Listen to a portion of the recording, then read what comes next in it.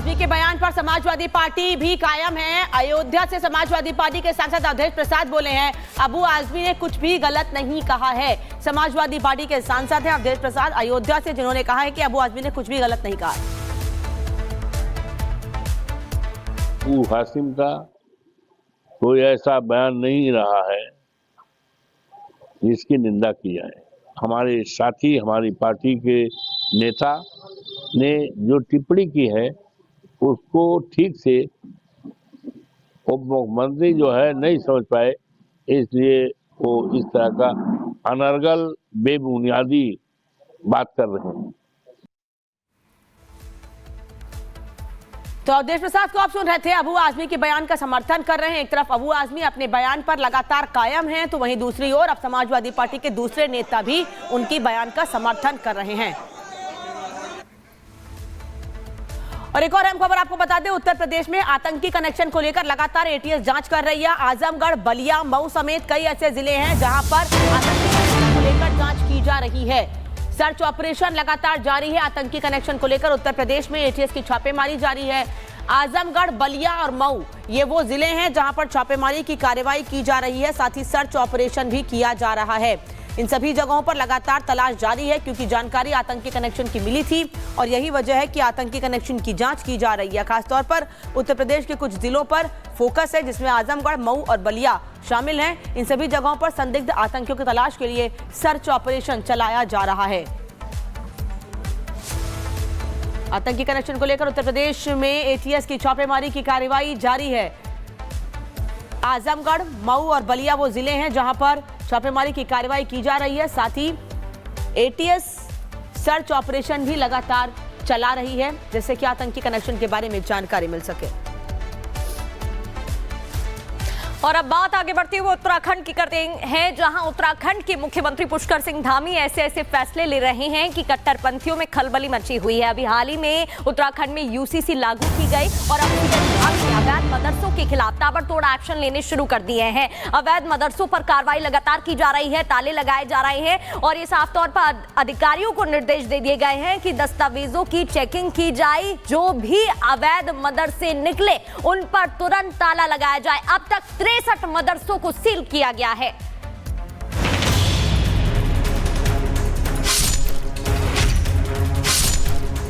जो भी इस प्रकार के अवैध निर्माण है, अतिक्रमण है, उनको हम हटाएंगे।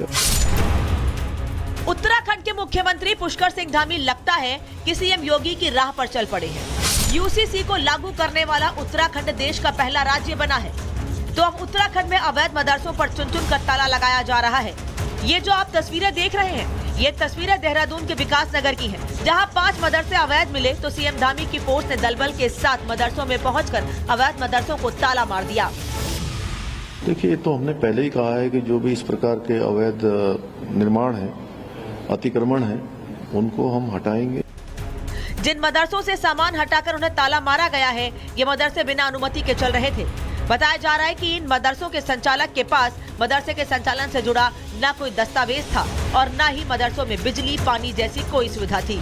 और तो और मदरसों में बच्चों के ठीक से बैठने तक की जगह नहीं थी, जिसके बाद अल्पसंख्यक कल्याण विभाग ने इन मदरसों पर ताला लगाना ही ठीक समझा।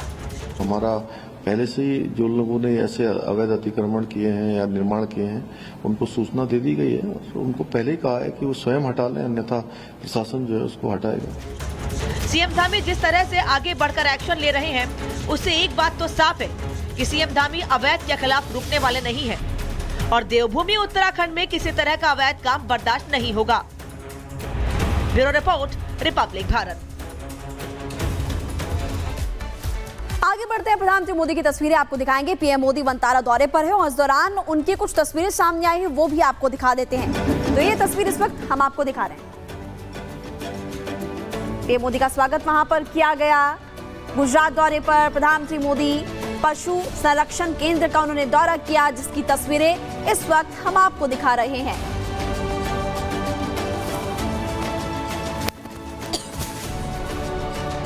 जंगली जानवरों से लाड प्यार करते हुए प्रधानमंत्री मोदी को आप देख रहे हैं और इस दौरान आप देखेंगे कि अलग अलग प्रजातियां जिनको दूध पिला रहे हैं प्रधानमंत्री मोदी, पीठ सहला रहे हैं, उनकी पीठ थपथपा रहे हैं। और ये तस्वीरें प्रधानमंत्री नरेंद्र मोदी के वंतारा दौरे की इस वक्त आपकी टीवी स्क्रीन पर है। हमने पहले भी आपको बताया था कि प्रधानमंत्री मोदी वहां पर जाएंगे और इस दौरान आप देखेंगे कि कुछ ऑफिशियल्स भी वहां पर मौजूद है। जंगल सफारी का लुत्फ भी प्रधानमंत्री मोदी ने उठाया और अलग अलग वन्य जीवों को पीएम मोदी ने देखा है। और यहां पर आप देखेंगे कि उनके साथ कैसी केमिस्ट्री इस वक्त प्रधानमंत्री नरेंद्र मोदी की नजर आ रही है।